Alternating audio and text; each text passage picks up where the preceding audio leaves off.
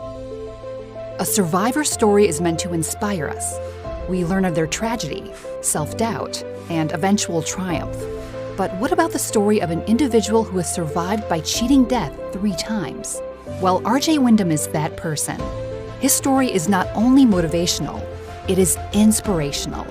Through the Patient to Patient podcast, you will be captivated and taken on a real survival adventure, meeting global experts and cancer survivors just like you, where no topic is out of bounds. Now, your host, 𝐥𝐤𝐤𝐿. Welcome to Season 1, Episode 2 of the Patient to Patient podcast. I'm your host, 𝐥𝐤𝐤𝐿, and for today's adventure, you and I are going to travel to Australia to meet Dr. Jo Milios. So we have no time to waste. Let's fire up the virtual rocket and head to Australia.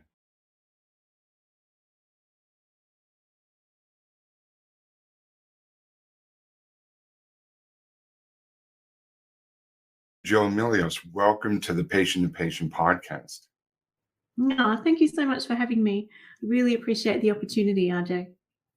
Oh, no, it's my pleasure. I know this has been a long time in the making with our schedules and, different time zones from North America to Australia for sure. So what I thought we would talk about today, I'm going to give you a test subject to make things easier. Okay. I'm going to give you a 50-year-old male, could be from any continent, and he has been referred to urology by his GP, like most men out there. His PSA levels were spiking, so a referral has been made to urology. The urologist, in an examination, finds something, but he needs to order, another procedure, a biopsy procedure, in order to confirm whether this person has prostate cancer or not. So Sure. one of the biggest things that I find, Jo, is that there's no preventative measures as far as pre-surgery. I know from speaking to a lot of people, and I know firsthand, a lot of things happen after the surgery is scheduled. So in this scenario with the 50-year-old man who's now, through the biopsy, been diagnosed with prostate cancer, what would you suggest to the men out there, knowing that they may or may not have a surgery date yet in this example? What is the best thing that you can recommend for them to do even before the surgery? Okay, well, this is very much a part of my everyday. So I have the, fortune of having a brother who's a urologist. And so we actually teamed up about 17 years ago now. And we worked out very quickly that the individual man, the 50-year-old man, would need a team around him. First of all, it's really important that he has a GP or general practitioner that he's very comfortable with, and that he has a partner or a person who's happy maybe to accompany him to any important appointments. Because today, cancer, so that's the word that you hear, cancer, and quite often men end up getting in a bit of a spiral, a downward spiral, where they're very kind of focused on that word and aiming for survival more than anything. But it's a really important time to get well prepared for treatment. As a physiotherapist, you try and encourage urologists to utilise that time between diagnosis and treatment starting to actually help with, as a physiotherapist, providing pelvic floor muscle training and to improve the fitness of the individual. And so, for example, if the man's going to have robotic prostatectomy to remove his prostate cancer, it would be really ideal that he lost 5 to 10 kilos of weight before he went in for the surgery to make the surgery easier and more precise. And then for him to work on pelvic floor training to help with his continence and erectile function. He should also have the opportunity to maybe have a chat to a radiologist specialising in radiation therapies, so that there's an opportunity to discuss all types of care. And I think it's really important if guys can get in contact with someone else who's been through it, or a support group through one of the many prostate cancer foundations around the world. So we need a bit of mateship. We need a trusting medical GP and a partner or a support person to share some of the earlier appointments with. And then just an opportunity to work on some physical strategies that actually then help the whole mental process as well. See, I think that is so important, because what happens is while you're digesting or probably accepting that you've been diagnosed with cancer, there's so many things that are going through your mind emotionally. But I guess keeping the mind and the body active before the surgery is something that is not part of the process for a lot of people, especially ones that I'm speaking to in different continents. Typically, they're in shock. They go through all the different stages of grief and, accepting that they have cancer. And then the focus is always on the surgery date. And then after surgery, that's when everything begins with the pelvic floor exercises, with, some sort of weight loss, things of that nature. But I found it interesting that, you wanted to do things beforehand. And I think that that's such a sound strategy. Wouldn't you agree? Oh, well, we call it prehabilitation, and then we have rehabilitation. So the preparatory work is actually going to spare the man of so many potential side effects in terms of duration and severity. And I actually did Ph.D. studies on this.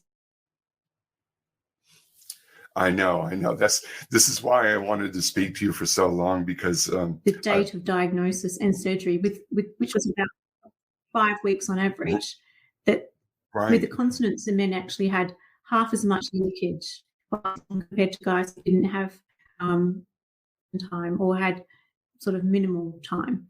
And then, of course, if you have less incontinence, then you can actually move on to your sexual function recovery faster. And that really helps the individuals with their sense of masculinity and their own, getting back to everyday things like work and sporting activities and social activities, and then relationship implications. So, the preparation time is vital to really help the recovery time be a much easier process. And what I'm hearing, and this is such great advice, and this is one of the main reasons that a lot of reasons that I wanted to have you on, is the fact that when I'm speaking to different people, even in my own experience, it was always post-surgery that these things were addressed.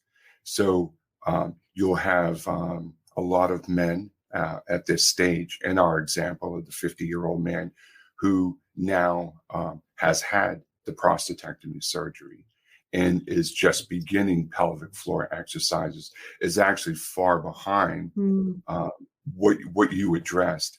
And so the mental aspect of the urinary incontinence, the erectile dysfunction, and actually the physical recovery of the surgery is what really weighs down on the mind, and it sends a lot of people into depression.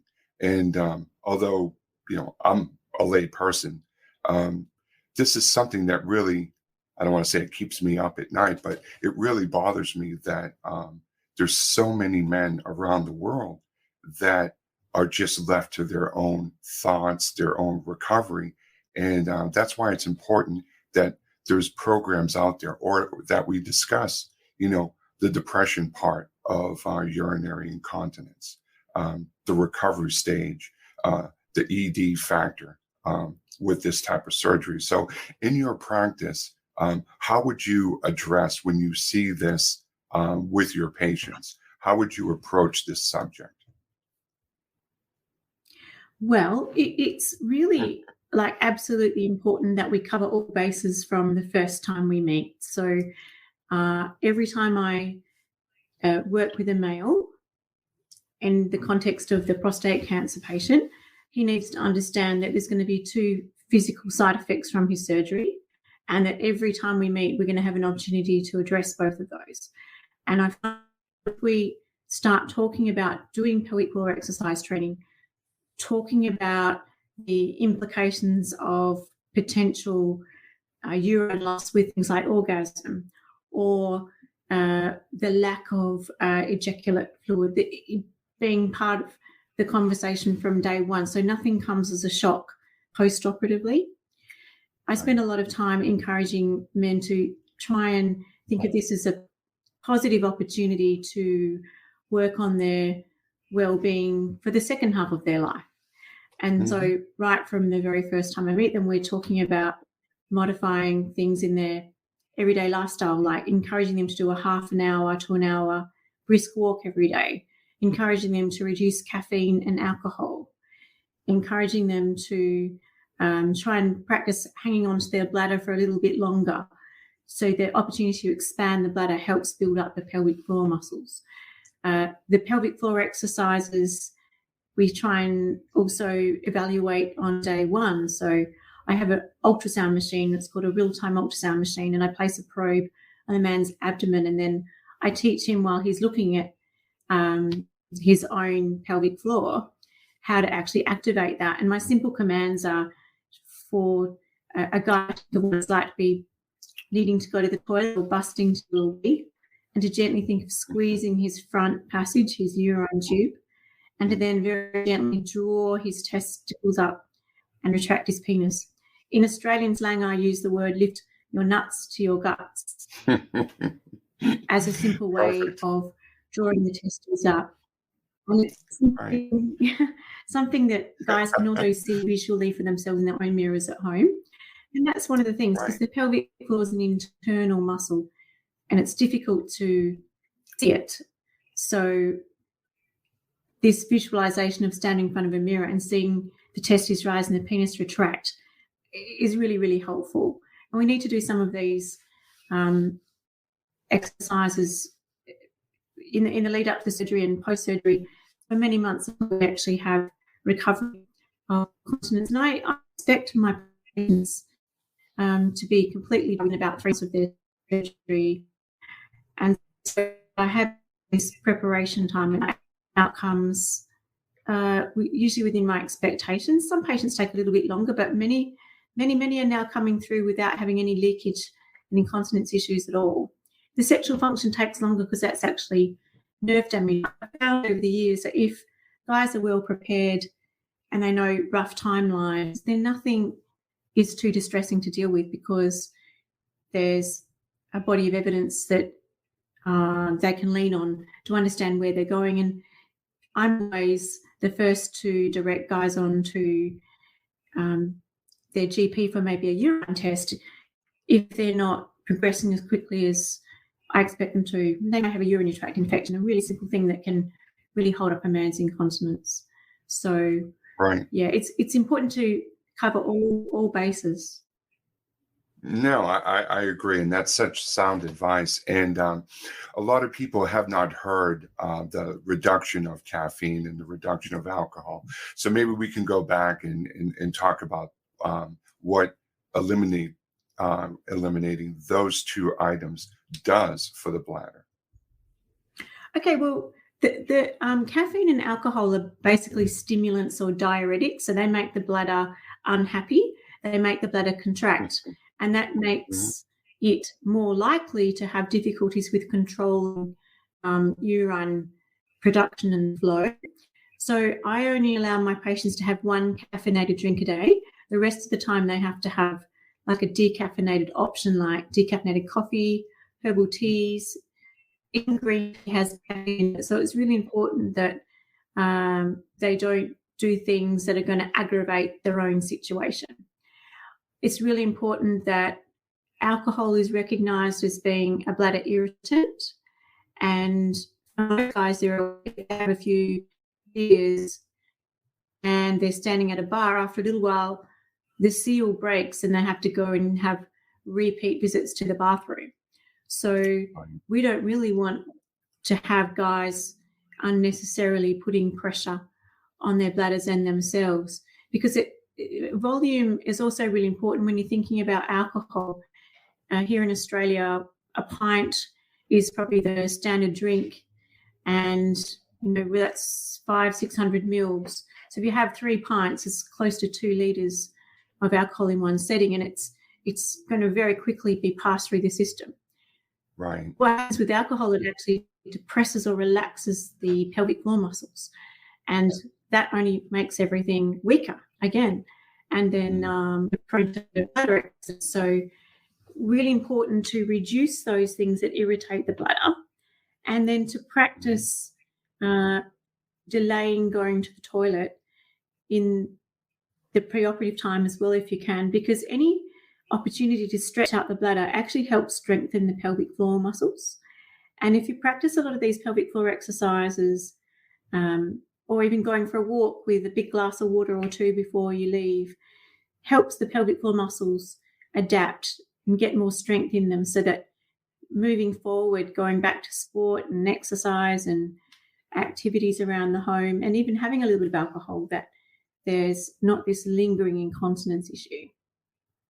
Right, exactly. And the reason I wanted to say the alcohol and caffeine is because primarily the alcohol can lead to depression. And that's what we're seeing. A lot of men get withdrawn. They start, alienating themselves from their families. Not in all cases, but in some cases. And that's when depression sets in. So if you see one of your patients that's heading down that path, how do you bring them back? Is there a specific method that you use in order to try and reach out to them? Well, I had a patient like that just yesterday, actually, and I can think of another one who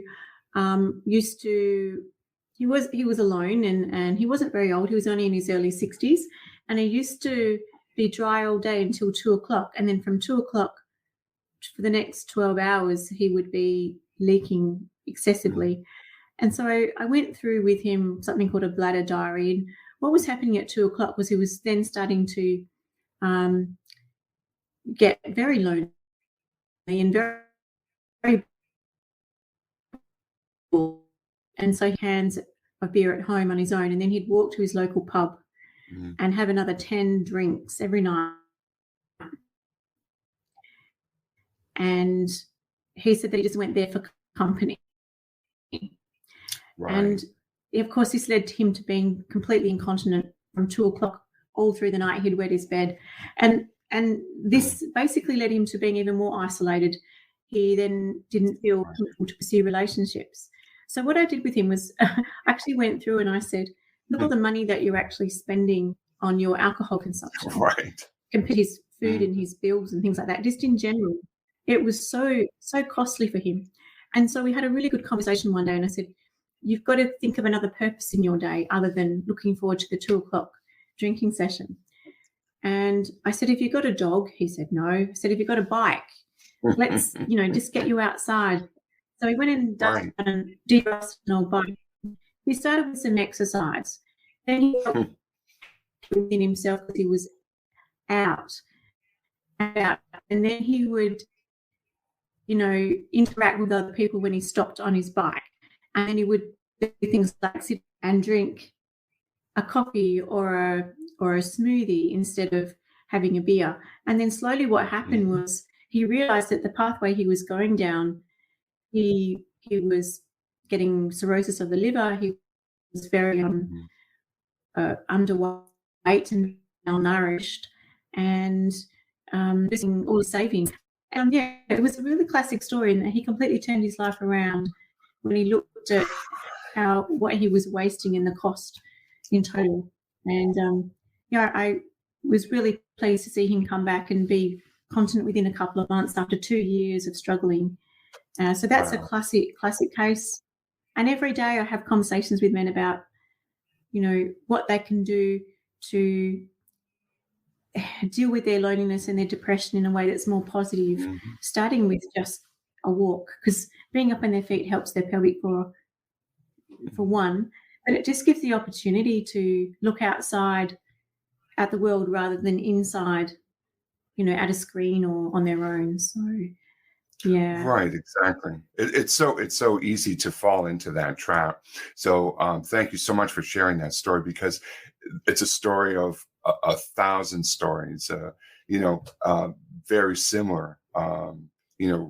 Relationships all come into play, especially when the person is open, they're listening, they're getting stronger, they're out walking, they're out exercising.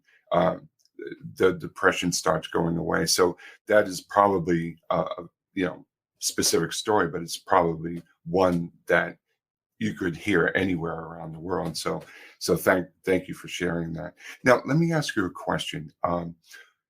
In the exercise program that you offer, maybe you can explain a little bit about that. Going back to our scenario, so Sure. we've had the surgery. We've worked on limiting the alcohol. We've looked at eliminating the caffeine. What exercise program besides the pelvic floor exercises would you recommend? So all the way through, even when the man has a catheter, I'm encouraging to do a daily walk. It might be 10 minutes twice a day, and it might be really gentle in the first few weeks, but then to gradually increase that towards an hour a day, maybe in 2 lots of half an hour. By the time we get to about 4 weeks after the operation, then I actually start getting guys to a little bit more resistance work, things like squats and planks and modified sit-ups for a couple of weeks. Mm-hmm. I also encourage them, if they are comfortable, to start doing a little bit of flat track cycling from 3 or 4 weeks after their surgery, because they're not going to, cause a hernia or have any severe strain. A lot of my patients like to play golf, so I encourage them to go and start doing some putting and chipping and to walk the course with their peer group that they normally play golf with. But by the time they get to 6 weeks, that they're actually able to join back in and start actually hitting a few balls. By 6 weeks as well, I actually run a gym program in Western Australia called PROST, and PROST is dedicated to men with prostate cancer, where they actually work in an environment where only men who have also been diagnosed are working out together.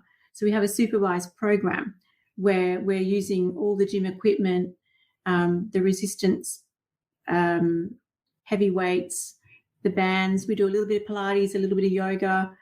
We do a little bit of football. We do a little bit of pelvic floor nuts to guts work all at the same time. And it's a group environment to actually help. We also offer that program prior to surgery, or for anyone who's having treatment at any stage, through 4 or 5 different sites that we run in our hometown. But it's the opportunity to also interact with other men that's really helpful. So there's a lot of mateship in that group, and there's a good 10 to 15 guys every session. We run 8 sessions a week in Perth, and guys pay a small amount of money to actually access the program. But it's that togetherness and that sharing of a similar experience that's the main benefit, so that really helps emotionally and psychologically. If someone was in a remote area, obviously we try to reach out to all 7 continents. Would someone be able to access your program online? Yeah. We've actually, through our website, www.prost.com.au, that's PROST. Prost means cheers to your health in German language. We actually have designed a program that you can purchase for a small amount on a USB, and it comes with a manual. It comes with my Ph.D. and my publications. It comes with videos for the everyday man, and even for groups or clinicians that might want to set up such a program in their own hometown or clinic or whatever it might be, in their own gym. So we've made it as user-friendly as possible, and it's been sent all out over the world anyway. There's lots of different Prost hubs all over the big wide world. No, that's really, really, amazing that it's really taken off over time, and that you have this available. So I'll make sure that on our resource section in the notes Thank here you. for the podcast that we have that. So before I get into your podcast and talk to you a little bit about that, why don't we finish up with our 50-year-old male? And what Sure. would you recommend? We talked about the physical aspect. We talked about the mental challenges and how to overcome that. But would you recommend any specific diet for someone leading up to and perhaps after the surgery and ongoing? Well, dietary-wise, what we know is that if the man has a lot of visceral fat around his midline, his gut, then that's going to really impact on the surgeon's ability to spare the nerves responsible for erectile function. So what we want to do is get men really lean before the surgery if they have that excessive weight, so that the surgeons can more easily deal with the cancer clearance and the preservation of the nerve bundles and the cavernosal nerves that supply the blood flow to the penis. So that's also going to help reduce the impact of the pelvic floor from the body weight to minimize or help reduce the incontinence as well. So in terms of a specific diet, we would normally just encourage men to, if they needed to do a quick rapid weight loss, was just to do a very simple thing, and that is to cut out 2 meals a day, so breakfast and lunch, replacing them with one of those type OptiFast type diet smoothie type products, to stop all fruit and to only eat vegetables as snacks, but for dinner to have a grilled meat, about 100 grams of grilled meat, and as many vegetables as they like, and to try and consume about 2 litres of water a day, and to try and then exercise in doing about 150 minutes a week, or at least half an hour a day of walking, brisk walking, and to try and do about 3 resistance exercise programs a week, where there's like a gym type program or a weight training aspect to help improve weight loss and to help improve metabolism and muscle mass. So if you can improve your muscle mass, you're going to lose weight more easily. So we do really encourage that preoperatively, and so many guys end up being fitter than they have and leaner than they have for many years by the time they've actually finished working with me, and they often have a lot more understanding of their own anatomy and potentially sexual relations with their partners as well, because they've actually had to confront some problems that are going to arise. So yeah, a lot of the time it's a positive experience. No, I agree. And the way I view it, and, the approach that I took is that you actually have a clean slate for everything. You learn about your body, you learn about your diet.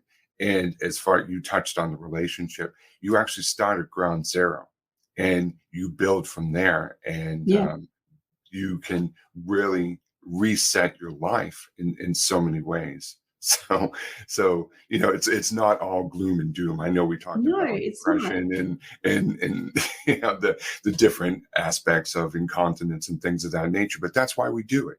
We want to talk about this. We want to bring it into the light, and then bring things into the light. Why don't you tell me a little bit about your podcast? Because I think it's amazing. Thank you. Well, the podcast is I share with a colleague of mine, Melissa Hadley-Barrett, who's a sexologist and nurse practitioner, and we happened to be working in the same building at the beginning of COVID, and we literally didn't have patients, so we had this opportunity to chat to one another, and we just realised we had a lot of crossover patients and stories that we felt like we were learning about secret men's business and that there was lots of discussion had between us, females to males, but whether or not the male to male conversations were happening. So we had this idea to maybe start interviewing a few of our patients and put it into a podcast. And it really just came about because we were frankly a little bit bored. And Melissa was quite keen to call the podcast The Willy Whisperers. And I said to her, look, I think it's important that we use the word penis in our title, because we want to start having open conversations and using the correct terminology to try and demystify the fears and embarrassments talking about these things across the whole lifespan. And so we interviewed quite a few of our patients, came up with a few different ideas, but a big theme was about projects and building things. And we have a big hardware store here called Bunnings, and they run a sausage sizzle every week. So we're going to call it a sausage sizzle for a while there. In the end, we realised that many topics in men's health actually start with P. So the prostates, the penises, the prostatitis, the prostate cancer. So our long title is The Penis Project Podcast and All Things P in Men's Health. It's perfect and it's wonderful. And again, I'll put links to it. And I enjoy listening to it. I'm a subscriber and a former guest, I guess we can say. You are, and we actually interview patients, and we allow them to have a anonymous name, but starting with P. So we've had Pablo and Picasso and Paul and Peter and all the usual ones. But we also interview a number of doctors, psychologists, a whole range of men's health issues. So it's to discuss topics that men might be too embarrassed to normally talk to one another about, but an open conversation that they can put in their ears and maybe listen to. We do a weekly podcast, and we're coming up to episode 100 actually. So we've been going for almost 2 years. Yeah. So it's can't believe it. It's already. I remember when you first got started. Oh my goodness. Yeah. Congratulations. Thank you. And I know you have a number of downloads at this point. You hit some milestones from what I understand. Yeah, we have. I actually haven't been paying too much attention to the numbers, but it was 10,000, then 20,000, then 70,000 a while ago. So that's amazing. We actually had just today a patient write an email to us from London, and within 2 days we interviewed him, and he said that the Prostate Cancer Network in the UK actually was promoting our podcast to their patients. So that's why he wrote to me. That is fantastic. I just got back, as you know, from the UK, and the topic just came up everywhere. People would say, really? What do you do? And I would give them, I have a little business card with a QR code to my website. And I had all these people that it would be conversations on trains. I went from Scotland to the UK and traveled all, around the United Kingdom. And you would be surprised how many people are still contacting me from just an initial conversation. So there's work to be done here. And so I really appreciate everything that you've been doing, not just recently, but all the way back to the beginning. And it's vital for people like myself. And so we're going to end here for today, but we're definitely going to have another conversation for sure. I have 5 or 6 different topics that would take us about another hour. Okay. and I know that, obviously your time is valuable. So we're definitely going to have you back. And I really appreciate you joining us here on the Patient. No problem at all. And I'm very happy to share it in my published papers as well, if you want some more links, because they're all about the quality of life, impacts for men going through prostate cancer, because that was the missing link that I was seeing in my clinical work early on, and I thought it was important to make sure we did a better job of that. No, and I, from a patient standpoint, what happens is you start digesting information. You look for white papers. You look for any study to start teaching yourself about your prostate, about the specific type of cancer that you have. And in a very short time, I like to say that you give yourself a Ph.D. on the male prostate and its Absolutely. functions. And so anything that you have, I'm happy to share it with our audience and make sure that I put all the links up, not only on our website at rjwyndham.com, but also in the show notes here. So I really appreciate you being here today, and I look forward to our conversations going forward. Thank you so much. Well, that's going to do it for us today. Be sure and check out the free resource section at rjwyndham.com. And remember, a journey is something you do on your own, but an adventure is done with loved ones and friends. Until next time, I'm your host, RJ Wyndham. Thanks for joining the Patient to Patient podcast. If you enjoyed this episode, make sure to like and subscribe for free. If you know of someone that could benefit from today's show, make sure to share this episode with them.